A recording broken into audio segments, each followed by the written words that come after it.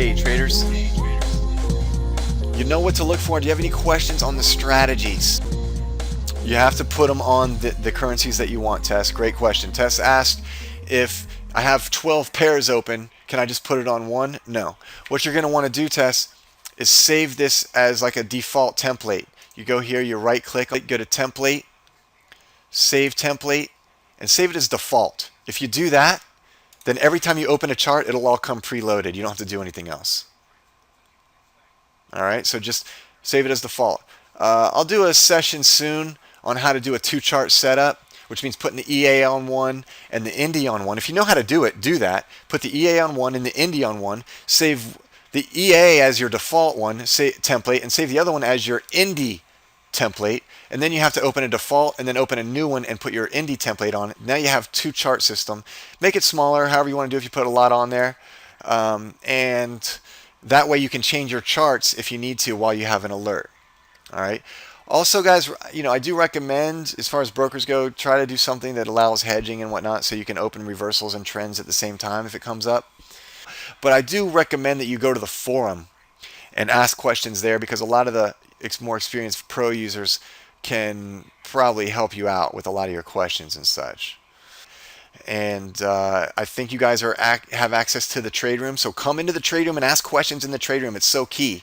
My personal session starts around 9:45 to 10 o'clock in the morning New York time, goes till about 11 or 12 p.m. Now during the week I have two short days and two long days, so you have to kind of find out what that is. But usually around 10 o'clock I'm on, and I use the VTA in my session, so it's a great time to come on and trade with me during that session and ask questions, and that's a good time for that. All right, so I do recommend you come along during those periods of time, and I do always recommend that you guys be interactive and ask questions. That's the best way to learn. So and plus when you ask questions, I guarantee someone else on the board was thinking it too, and you've bailed them out by asking them a question. When using the power of 20, and I have always used the power of 20, Doug, every time. But sometimes I open manual trades. All right, that's another thing, and that's up to you. I mean, you get power 20, it's going to turn off. That doesn't mean nothing's going to stop your hand from opening another trade.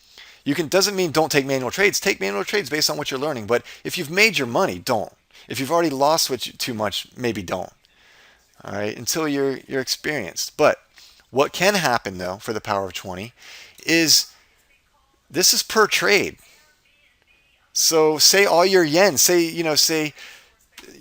Tess has it on 12 setups and she gets 12 alerts and she opens 3 of them. Well, if God forbid those all don't work out and you get 3 minus 20s, you've lost 60 pips. That's a little more than 2%, even though you're using power of 20. So you have to keep that in mind when you're trading. If you open up too many, you put yourself at risk. That being said, those can all work out and you can make that much. Remember, the target and drawdown doesn't cut off until trades are closed. So technically, I could have 3 or 4 trades open, all taking a hit. But what you don't want to do is open 3 trades on the same currency pair. If you open up 3 yen trades, you're asking for trouble. All right? And I want to use one analogy. Okay, I've used this analogy before. Okay? Look at it this way. And I kind of mentioned the sports team before, but just look at a professional football team, or we'll call it, American football, because that's what I'm familiar with. What happens, every year they have like a spring training where it's before season. They invite all their past players, plus invite new players they want to look at maybe to join the team and, for the next season. So they bring them all to spring training and they do all kinds of, they got all the best equipment there. They got the best coaches. They got the best training curriculum. The program is the best. I mean, they're professional, And so they may invite all these 100 players out there. But out of those 100 players, 25 to 30 are going to get cut right off the bat. They're going to get cut, gone, bye. Some of them are going to make the team and just be a good, solid player, and that. And some of them are going to go on to be all-stars. Okay, so what explains that? Why did those 35 get cut? Who's to blame for that? That's what I want to know. Who's to blame for those 35 football players getting cut from the team? Is it the coaches? I mean, they're the best coaches around. Is it the equipment? They got the best equipment and the tools.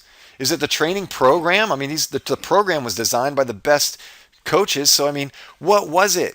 Why did some players make all-stars and some just get cut from the team?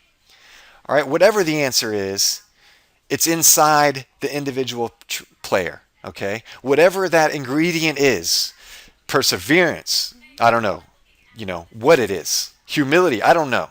Maybe it's different for everybody, but for whatever it is, the success from those traders that stands them out from the other traders comes from inside. All right? So there's personal responsibility here.